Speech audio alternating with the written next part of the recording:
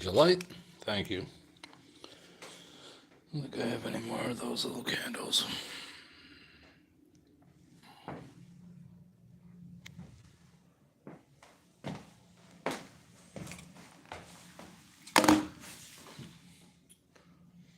Hello, Brobs. We're back with new book arrivals number 213. I don't like the incongruousness of this. Incongruity of this at all. I shall switch you without getting burned, hopefully. Don't burn me, you son of a bitch. All right, we got that over there.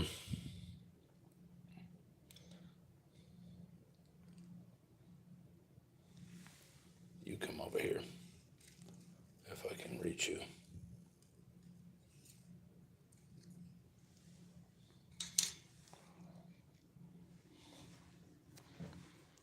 I don't think I have any more tea candles.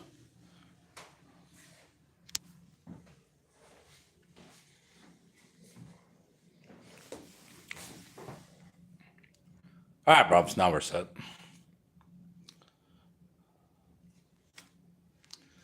My not fake, it's an electric fireplace within my real fireplace since I don't want the smoke in the house. So that's my alternative. Anyway, we got new book arrivals, Brobs. I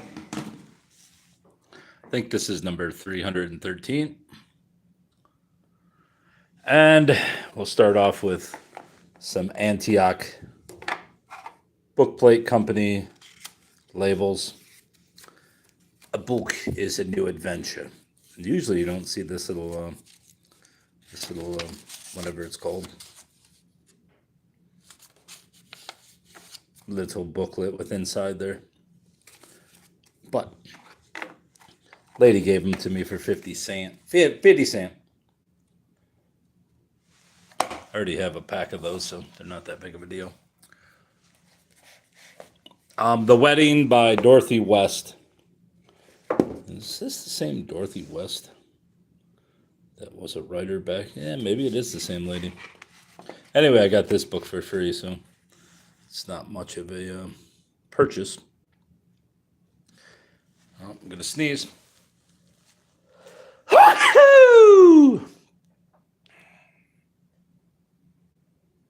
Right, Brobs. Really, it should put on my actual fireplace, but I don't feel like it. Fiction. In her first novel in 47 years, Dorothy West, the last surviving member of the Harlem Renaissance, offers an intimate glimpse into the African American middle class, set on bucolic Martha's Vineyard. Black people were allowed in Martha's Vineyard in the 50s? Seems like they would not be allowed there, since most people aren't allowed there even now. Anyway. The Black Rose by Costain. Can't remember what his first name was. Thomas B. Costain. Garden City, New York, 1945. Doubleday, Doran and Company.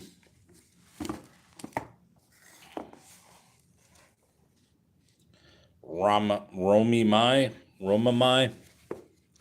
This book actually sells for decently on eBay, which is why I got it. It's not worth a lot, but like $7 or $8. I only paid $1, so it's worthy. And I just kind of like the blackness of the covers. A Charmed Life. Liza Campbell. Superbly written. Growing up in Macbeth's castle. A Charmed Life tells the story of Liza Campbell, the last child to be born at the impressive and renowned Cawdor Castle, the same locale featured in Shakespeare's Macbeth. It was at the historical ancestral home that Liza's seemingly idyllic fairy tale childhood began to resemble a nightmare. Increasingly overwhelmed by his enormous responsibilities, Liza's father, Hugh, The 25th Thane of Cawdor tipped into madness, fueled by drink, drugs, and extramarital affairs. Over the years, the castle, because nothing overwhelms you less than having numerous affairs. Over the years, the castle was transformed into an arena of reckless extravagance and terrifying domestic violence as Liza and her siblings watched their father destroy himself, his family, and their centuries old legacy. Painstakingly honest. I really actually want to read this, but I would probably have to read Macbeth first, which probably wouldn't take long.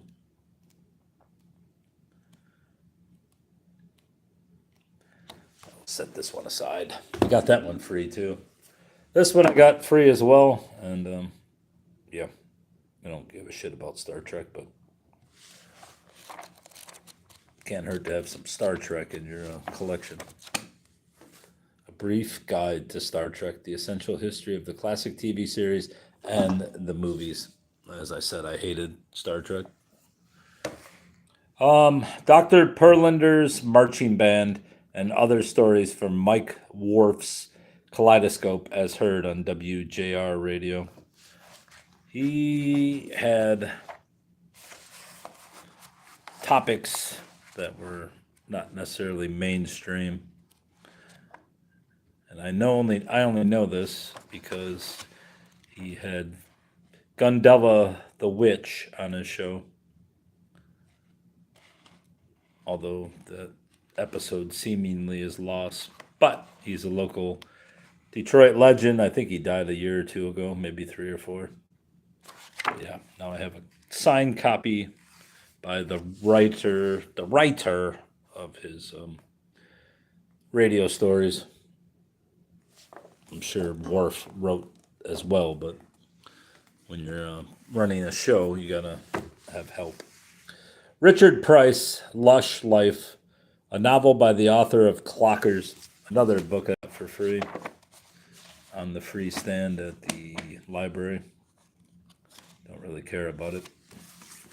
A big, powerful novel. Outstanding. Jennifer Reese. This one I do care about. This one's brilliant. Flying Saucers in the Holy Bible. A collection edited by Timothy Green Beckley.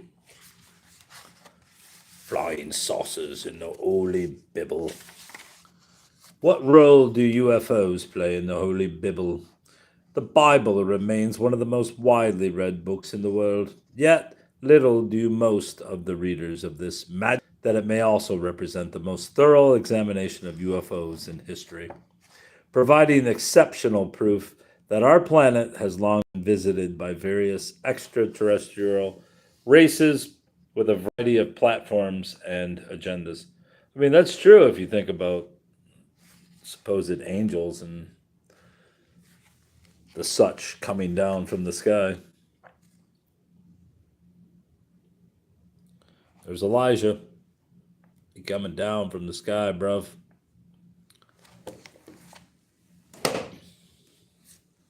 The Lathe of Heaven, Ursula K. Le Guin. When I first started doing this, there was a girl who did similar book hauls, and it's basically why I started doing them. Maybe that's why I started doing them, or maybe I started around the same time. But she was one of those broadcasters who would post videos, and when you comment, they never comment, so you just give up, and you're just like, fuck this person.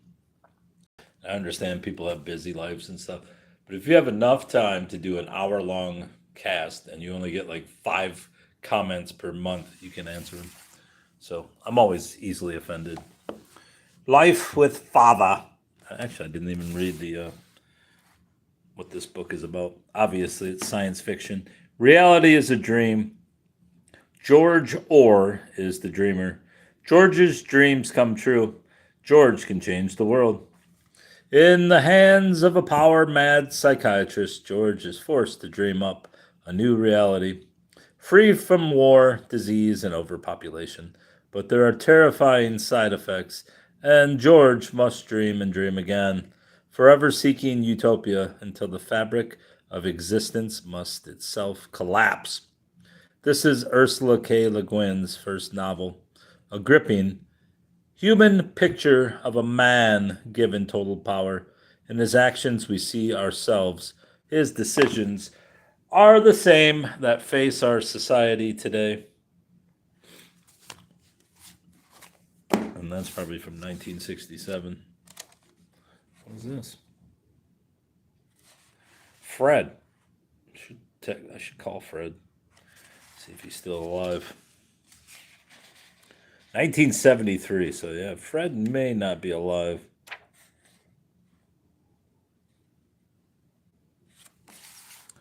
Life with Father, Clarence Day. Nice little Victorian house manse behind him. A fiery, furious, astonishing, red-headed father, a ginger. Here is wonderful reading for everybody who has ever had a father or is one. It is a rich, uproarious book about family life, a book that will make every wife, son, or daughter laugh out loud. If you would like to meet one of the world's most amazing, amusing, warm-hearted characters, stop what you're doing and buy this book right now. I did, bruv. From Father, of course.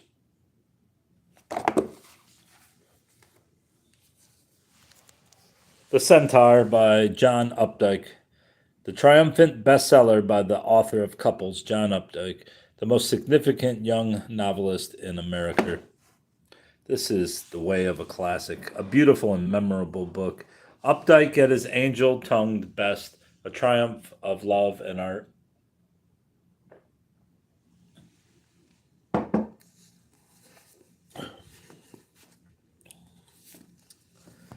Dawn of the Vampire. William Hill. The graves had been forgotten, but not the horrors within. Wraithsville Cemetery had rested quietly under South Holston Lake, but now the receding waters exposed an island of graves. The coffin should have been moved when the dam was built, but no one had wanted to go near the cursed ground. No one wanted to touch those rotting caskets. Some things were best left alone, but now, as the tombstones emerged, so did the unstaked dead that had been buried beneath them. A new breed, trapped by the deep, cold waters, the vampires, had waited with undying patience for release. Freed, the ancient breed of blood drinkers arose with a frightful new power, seeking vengeance against all the living, and the sunlight no longer caused them to blister and burst into flame. They would walk and hunt by day. It had been a long time since they had been able to move at all. Now they would let nothing stop them. Nothing, bruv. Nothing. Behind the Palace Doors by Michael Farquhar. 5 centuries of sex, adventure, vice, treachery, and folly from royal Britain. Beleaguered by scandal, betrayed by faithless spouses, bedeviled by ambitious children, the kings and queens of Great Britain have been many things, but they have never been dull. Some sacrificed everything for love, while others met a cruel fate at the edge of an axeman's blade. From the truth behind the supposed madness of King George to Queen Victoria's surprisingly daring taste in sculpture, behind the palace doors, ventures beyond the rumors to tell the unvarnished history of Britain's monarchs, highlighting the unique mix of tragedy, comedy, romance, heroism, and incompetence that has made the British throne a seat of such unparalleled fascination. Right, they were incompetent. They were purposely trying to destroy the country, and they did. The Crime of Sheila Magoo, or is that Mago? Janet Malcolm. The Silent Woman is one of the deepest, loveliest, and most problematic things. In the winter of 1996, Janet Malcolm received a letter from a stranger, a disbarred lawyer named Sheila Mago, who had recently been released from prison and who wrote that she had been convicted of crimes she had not committed. Malcolm decided to look into the case, and this book, a dazzling work of journalism as well as a searching meditation on character, on the law, and on the incompatibility of narrative with truth, is the product of her growing belief that a miscarriage of justice had taken place. Sheila Magoo was prosecuted and convicted because the government and then the jury interpreted her zealous representation of a con man client named Bob Bales as collaboration in his fraud. Malcolm's close readings of court records and her interviews with lawyers and businessmen connected with the case give a picture of American law and American cupidity that is startling in its pitiless specificity. In True Blood by Truman Capote, a Random House publication. I don't know if this is a first edition. I don't even know when it was first published. But it could be an early edition. Something tells me it's not, though. Something tells me it's a book club kind of edition. Copyright 1965. I don't know. Who knows? For Jack Dunphy and Harper Lee, with my love and gratitude. All the material in this book, not derived from my own observation, is either taken from official records or is the result of interviews with the persons directly concerned. More often than not, numerous interviews conducted over a considerable period of time. Because these collaborators are identified within the text, it would be redundant to name them here. Nevertheless, I want to express a formal gratitude. Francois Villon, the last to see them alive. The Village of Holcomb.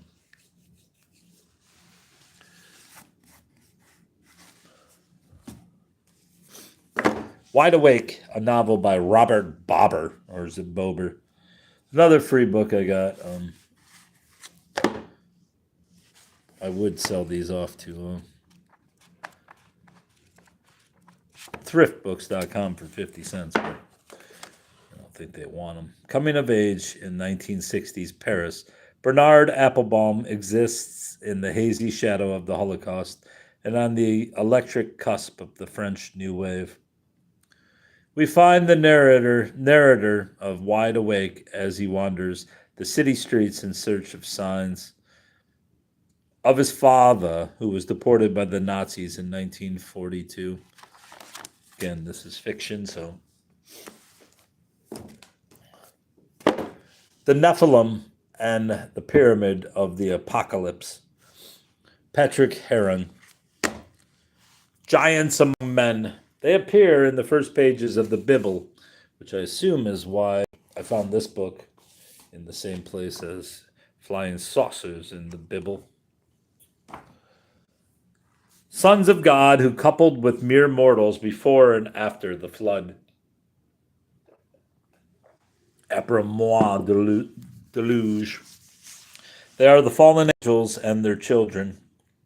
The Nephilim are also the true builders of the pyramids and other great monuments of ancient history. The truth behind myth in the Nephilim and the Pyramid of the Apocalypse. Author Patrick Heron examines ancient texts from Genesis to the Book of Enoch to Revelations to once and for all establish the true identity of this mysterious lost race of giant beings. It's probably worth some money, actually.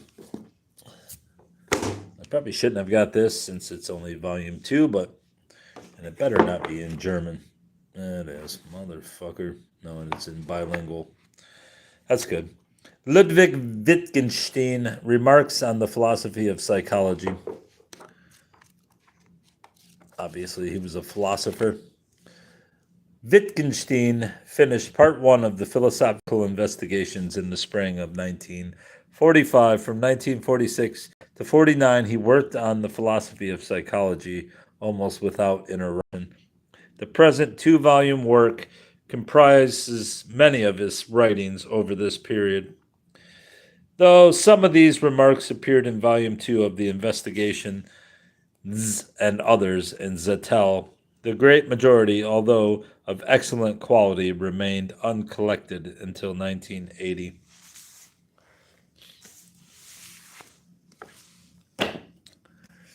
Dead Presidents. I like this illustration. It's great. Dead Presidents, an American adventure into the strange deaths and surprising afterlives of our nation's leaders. Brady Carlson. Or is that Garl? No, it's Carlson. In Dead Presidents, public radio host and reporter Brady Carlson takes readers on an epic trip to presidential gravesites, monuments, and memorials from sea to shining sea. With an engaging mix of history and contemporary reporting, Carlson explores the death stories of our greatest leaders and shows that the ways we memorialize our presidents reveal as much about us as they do about the men themselves. The Hypochondriacs, 9 Tormented Lives. James Boswell, Charlotte Bronte, Charles Darwin, Florence Nightingale, Alice James, Daniel Paul, Schreiber, Marcel Proust, Glenn Gould, and Andy Warhol. What's this? It's like Poe. The Hypochondriacs is a book about fear and hope, illness and imagination. Despair and creativity explores in the stories of 9 individuals the relationship between mind and body as it is mediated by the experience of, or simply the terror of being ill.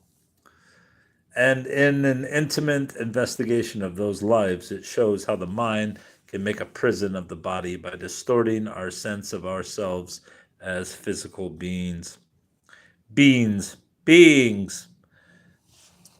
Through witty, entertaining, and often moving examinations of the lives of these eminent hypochondriacs, Brian Dillon brilliantly unravels the tortuous connections between real and imagined illness.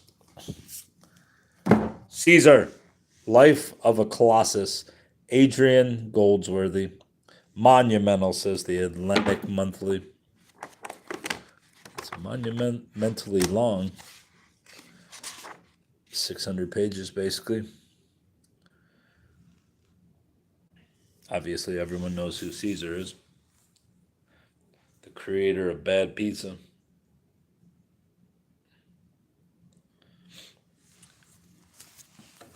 Doesn't even give a... I mean, do you really need an introduction to Caesar? Oh, hail Caesar.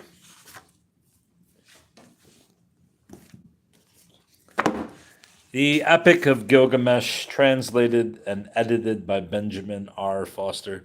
I already have a copy of this, probably not this edition, but once standing in line, I discovered it has some writing in it, so I probably wouldn't have got it if I had noticed it, but oh well.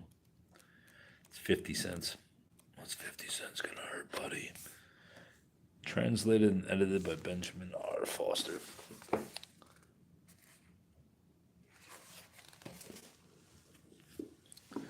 Lucy's Bones, Sacred Stones in Einstein's Brain. The remarkable stories behind the great objects and artifacts of history, from antiquity to the modern era.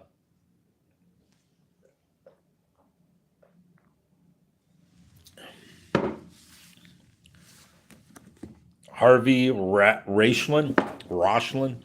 By examining the lore and legend of more than 50 artifacts and relics from the past, Harvey Rochlin opens new windows onto the story of civilization. Every so often, a book comes along that provides what one might call a condensed version of the Smithsonian Institution. That is a guide to some of the odder and more amusing byways of historical research. And finally, The Maiden by Kate Foster. It didn't matter what I said at my trial, no one believed me. A masterpiece, Janice Hallett. Riveting, says the Times. Edinburgh, October 1679. Charles Nimmo is arrested and charged with the murder of her lover. Oh, it's Christian Nimmo, not Charles. James Forrester. News of her impending trial is splashed across the broadsides with headlines that leave little room for doubt. Adulteress, whore, murderess. Only a year ago, Lady Christian was leading a life of privilege and married respectability. What led her to risk everything for an affair? And does that make her guilty of murder? She wasn't the only woman in Forrester's life, and certainly not the only one who had a motive to kill him. This book I plan to sell, so looks like it's a UK edition on top of that, so I might not have much of a audience willing to buy it here in US America, but anyway, there we go, bros. Goodbye.